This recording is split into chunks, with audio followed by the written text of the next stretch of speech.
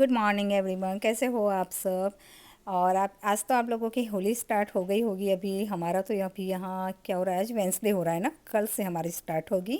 सोचा ये व्लॉग जाएगा तब तो आपकी होली होगी, लेकिन मेरा व्लॉग होली का इसके बाद का आएगा।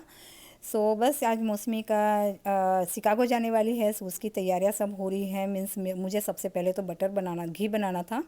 ये बटर यहाँ पे मैंने निकाल लिया है। ये 1 पाउंड का होता है। इसमें 4 स्टिक आती है 1 पाउंड में। इस तरह के मैंने 8 पैक लिए थे। इसे मैं बना के फ्रीज कर दूँगी, अच्छे से वो रह जाते हैं, 3-4 महीने आराम से चल जाते हैं फ्रिज में।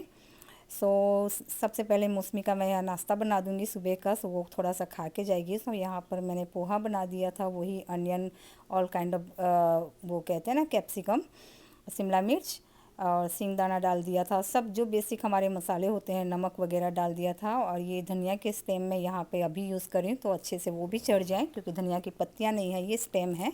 जैसे मैं एज़ यूज़ुअल कहती हूँ कि उसमें यूज़ करती हूँ मैं हर चीज़ों में। वही नमक और थोड़ी सी रेड चिली पाउडर डाल दिया था इसके अंदर। बेसिक मसाले वही हमारे होते हैं। पोहा भिगो भिगो के रख दिया था मैंने, वो भी अब डाल दिया इसके अंदर।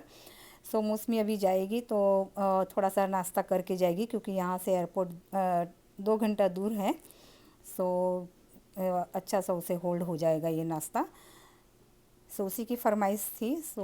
बस यहाँ पे मैंने पोहे के हिसाब से थोड़ा सा और नमक डाल दिया था। नींबू डाल दूँगी लास्ट में। और ये जो मैं यहाँ डाल रही हूँ ना, अनार के दाने, ये मेरे फ्रिज में ऑलमोस्ट 2.5 मंथ से है, क्योंकि अभी तो सीज़न है नहीं इसकी।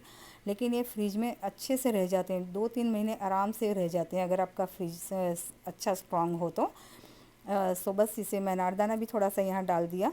कई बार मैं सीज़न जाने से पहले थोड़ा ज़्यादा स्टॉक कर देती हूँ मैं अनार ला करके। 2-3 महीने आराम से खा सकें इसे। बस मौसमी ने नाश्ता कर लिया था और अब वो जा रही है यहाँ पे। ये देखिए, होता है ना, एक घर में से एक इंसान अगर कहीं चला जाए तो आपका घर एकदम से सुना हो जाता है। काम वहीं के वहीं रहते हैं, लेकिन फिर भी ऐसा लगता है कि जैसे बिल्कुल काम कुछ है ही नहीं। और अगर कोई आ भी जाता है आपके घर में तो काम बढ़ जाता है। आई डोंट नो क्यों ऐसा होता है, आपके साथ ऐसा होता है क्या, बताना मुझे। और ये देखो, बिल्ली भी जैसे सैड होके बैठी यहाँ पे। दूर थी, यहाँ आके बैठ गई, मौसमी को देखे जा रही थी वो जाते हुए। बस मौसमी यहाँ निकल ली। 4-5 दिन हमारा घर अब बिल्कुल भी सुना सुना लगेगा अभी। यहाँ पर मुझे अदरक और जिंजर गार्लिक का पेस्ट बनाना था। यहाँ अदरक को मैंने छील के पानी में भिगो दिया था थोड़ी देर, और फिर इसे धो के मैं सुखा दूँगी थोड़ा सा, लाइक 1 घंटे के लिए इसे स्प्रेड करके रख दूँगी। तब तक मैं गार्लिक यहाँ पिल कर रही हूँ। अदरक भी ये देखिए अच्छे से ड्राई हो गया है, क्योंकि जब हम जिंजर गार्लिक का पेस्ट बना के रखते हैं ना, तो अच्छे से ड्राई होना चाहिए, नहीं तो बिगड़ने के चांस बहुत ज़्यादा रहते हैं। मैं तो इतना ज़्यादा नहीं बना रही हूँ, थोड़ा सा ही बना रही हूँ, लेकिन अगर आप ज़्यादा क्वांटिटी में बना रहे हो तो मेक श्योर करना इसमें पानी बिल्कुल भी ना रहे, अदरवाइज़ वो बिगड़ जाएगा फिर। बस जितनी गार्लिक है उससे आधा जिंजर लिया है। इसका ये प्रोपोर्शन है कि जितनी गार्लिक होती है ना, उससे आधा जिंजर लो।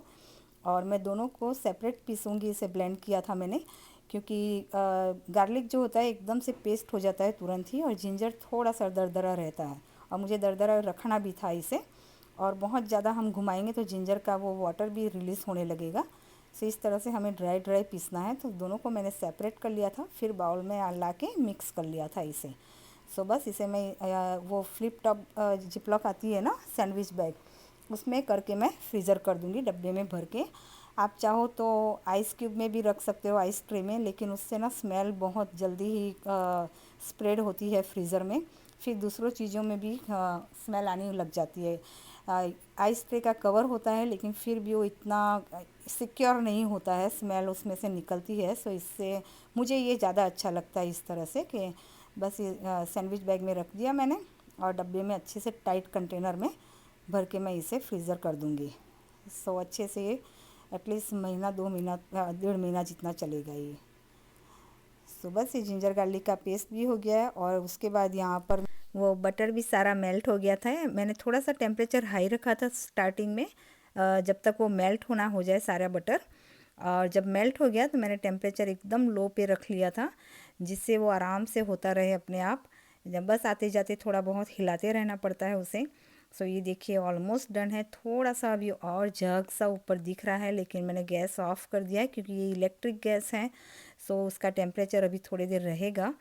सो ये देखिए, आप देख सकते हो मैंने गैस ऑफ कर दिया था, लेकिन फिर भी ये थोड़ा गर्म भी रहता है, उससे भी कुक हो जाता है और टेम्परेचर भी नीचे आते रहता है थोड़ी देर के लिए। मैंने हटाया नहीं थे गैस गैस के ऊपर से ना। सो ये देखिए अच्छे से हो गया है घी यहाँ पे हमारा। बस ये थोड़ा सा ठंडा हो गया था, फिर मैंने इसे छान लिया था इस तरह से, और जिसमें मुझे भरना था उसमें मैंने भर लिया। और जिसका घी का जो रेसिड्यू बचा था वो मैंने इस तरह से अभी रखा है। सो उसमें से भी काफ़ी घी निकलेगा, उसके बाद मैं उसे भर लूँगी किसी चीज़ में। सो यहाँ पर मेरी ग्रोसरीज लास्ट टाइम हम अटलांटा गए थे, जो शिवरात्रि पे गए थे ना, तब से ला के रखी थी। कुछ मैंने कंटेनर्स खाली हुए थे वो भर लिए थे, दालें वगैरह। और कुछ कंटेनर में थोड़ी थोड़ी चीज़ें रह जाती है ना कई बार, और वो कंटेनर खाली हो साफ़ हो जाए उसके बाद फिर भरती हूँ। आई थिंक हम सब लेडीज़ ऐसे ही करते हैं। सो बस आज मैंने कंटेनर साफ़ कर लिए थे जिस जिस के खाली हुए थे। सो अब मैं भर लेती हूँ। यहाँ ये ड्राई डेट्स है, ये मुझे काफ़ी पसंद है।